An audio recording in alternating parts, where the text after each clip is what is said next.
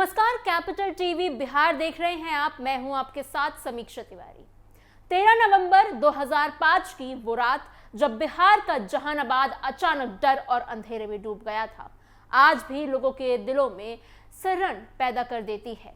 सब कुछ बहुत सामान्य था। लोग अपने अपने घरों में थे, रोज की तरह खाना पीना खा रहे थे, बातें कर रहे थे, लेकिन किसी को अंदाजा नहीं था कि कुछ ही पलों में उनकी दुनिया पूरी तरह से बदलने वाली है। अचानक गोलियों की आवाज गूंजने लगी और सन्नाटा चीखों में बदल गया। शहर की बिजली काट दी गई और हर तरफ अंधेरा ही अंधेरा छा गया था। ये कोई साधारण हमला नहीं था, बल्कि एक ऐसी साजिश थी जिसे बहुत सोच समझकर अंजाम दिया गया था। करीब 1000 की संख्या में नक्सली, जिनमें महिलाएं भी शामिल थी, चारों तरफ से शहर में घुस चुके थे। उनका निशाना सिर्फ एक जगह था, जहानाबाद जेल।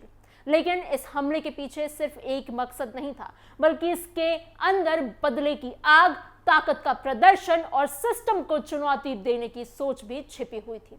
उस रात सिर्फ एक जेल नहीं टूटी थी, बल्कि कानून और व्यवस्था पर लोगों का भरोसा भी हिल गया था। आखिर कैसे हुआ ये सब? कौन था इसके पीछे? और उस रात जहानाबाद में क्या हुआ था, बताएंगे आपको हम स्पेशल स्टोरी में। जहानाबाद डर के कब्जे में, जब सिस्टम फेल हुआ। ये कहानी 21 साल पहले की उस रात की है, जब बिहार के जहानाबाद में कानून की पूरी दीवार ऐसे गिर गई जैसे ताश के पत्तों का महल गिरता है। उस रात जो हुआ वो सिर्फ एक घटना या फिर एक कांड नहीं था, बल्कि भारतीय राज्य व्यवस्था के सामने एक सीधी, खुली और बेहद खतरनाक चुनौती थी। ये कहानी है डर की, सत्ता की कमजोरी की और उस दुस्साहस की जिसने पूरे देश को हिलाकर रख दिया था। साल था 2005, तारीख थी 13 नवंबर। उस समय बिहार के हालात पहले से ही बहुत नाजुक थे। फरवरी में सरकार बहुमत साबित नहीं कर पाई थी और राज्य में राष्ट्रपति शासन लागू हो गया था। मतलब कि सरकार सीधे राज्य भवन से चल रही थी। इस बीच विधानसभा चुनाव का माहौल भी था, यानी प्रशासन और पुलिस दोनों ही तरह से बिखरे हुए थे। एक तरफ अनिश्चितता थी और इसी कमजोर पल का इंतजार शायद लंबे समय से किया जा रहा था। रात के करीब 9 बजे का वक्त था। जहानाबाद, जो पटना से सिर्फ 50 किलोमीटर दूर है, वहां की गलियां आम दिनों में शांत थी। लोग अपने घरों में थे, कुछ खाना खा रहे थे, कुछ टीवी देख रहे थे, लेकिन अचानक उस सन्नाटे को गोलियों की आवाज ने तोड़ दिया। पहले तो लोगों को समझ नहीं आया कि आखिर हो क्या रहा है, लेकिन कुछ ही मिनटों में पूरा शहर डर से कांपने लगा। करीब 1000 की संख्या में नक्सली, जिनमें महिला कैडर भी शामिल थी, पूरी तैयारी के साथ शहर में घुस चुके थे। ये कोई अचानक किया गया हमला नहीं था, बल्कि एक बहुत सोच समझकर बनाई गई सैन्य योजना थी। नक्सली चारों दिशाओं से शहर में दाखिल हुए ताकि कोई भी रास्ता खुला ना रहे। सबसे पहले उन्होंने शहर के पावर हाउस पर कब्जा किया और बिजली काट दी। देखते ही देखते पूरा जहानाबाद अंधेरे में डूब गया। अंधेरे में सिर्फ बिजली का नहीं, बल्कि उस रात कानून और सुरक्षा का भी अंधेरा छा गया। इसके बाद नक्सलियों ने पुलिस लाइन और सीआरपीएफ कैंप को निशाना बनाया। उनका मकसद था सुरक्षा बल जेल तक ना पहुंच सके। अब उनकी नजर थी जहानाबाद जेल पर। इस पूरे ऑपरेशन का नाम था ऑपरेशन जेल ब्रेक और इस हमले का एक ही मकसद था, अपने सबसे बड़े कमांडर अजय कानू को आजाद कराना। अजय कानू उस समय माओवादियों के लिए सिर्फ एक नेता नहीं था, बल्कि वो उनका वैचारिक और सैन्य आधार था। उसकी रिहाई उनके लिए बहुत जरूरी थी। जेल के अंदर बंद अजय कानू को पहले से अंदाजा था कि कुछ बहुत बड़ा होने वाला है। जैसे ही हमला शुरू हुआ, जेल के संतरी और कर्मचारी डर के मारे अपनी जान बचाने के लिए इधर उधर भागने लग गए। कोई मुकाबला करने की हिम्मत ही नहीं कर पाया। नक्सलियों ने जेल के मुख्य गेट को डायनामाइट से उड़ा दिया। जोरदार धमाके के साथ गेट टूटा और नारे गूंजने लगे, नक्सलवाद जिंदाबाद। हमलावर तेजी से जेल के अंदर घुसे और धीरे से उस जेल की ओर बढ़े जहां अजय कानू बंद था। सब कुछ इतनी तेजी से हुआ कि किसी को भी संभलने का मौका ही नहीं मिला। कुछ ही मिनटों में अजय कानू सलाखों से बाहर था, लेकिन नक्सली सिर्फ अपने नेता को छुड़ाने नहीं आए थे। उनके इरादे इससे कई ज्यादा खतरनाक थे।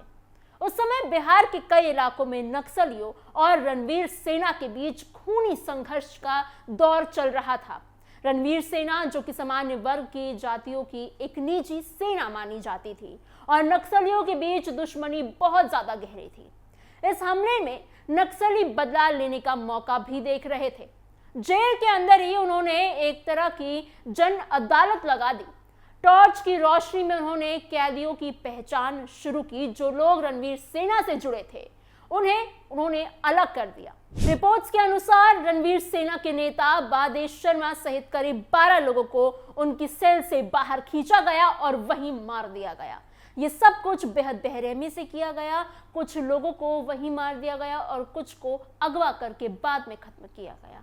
ये सिर्फ एक हिंसा नहीं थी, बल्कि एक संदेश था कि डर फैलाने का, बदला लेने का और अपनी ताकत दिखाने का। इसके बाद नक्सलियों ने पुलिस लाइन से हथियार और गोला बारूद लूट लिया। राइफलें, कारतूस और दूसरे हथियार अपने साथ लेकर वो और भी ताकतवर हो गए। ये पूरा हमला करीब 2 से 3 घंटे तक चला। लगभग 2 घंटे तक पूरा जहानाबाद शहर नक्सलियों के कब्जे में रहा। उस दौरान शहर के लोग अपने घरों में छिपे हुए थे। कोई बाहर निकलने की हिम्मत नहीं कर रहा था।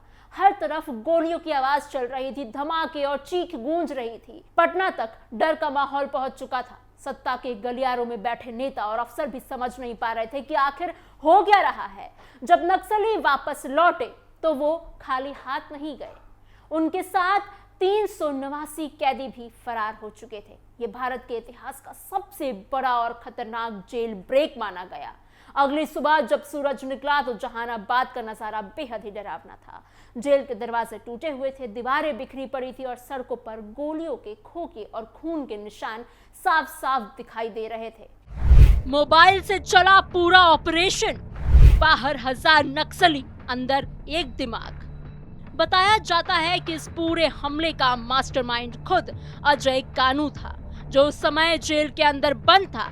पुलिस के अनुसार उसने मोबाइल फोन और संदेशों के जरिए बाहर के नक्सलियों से संपर्क बनाए रखे थे और पूरी योजना तैयार की। हमले के दौरान उसे AK-47 भी दी गई थी और उस पर आरोप था कि उसने बादेश शर्मा की जान भी ली थी।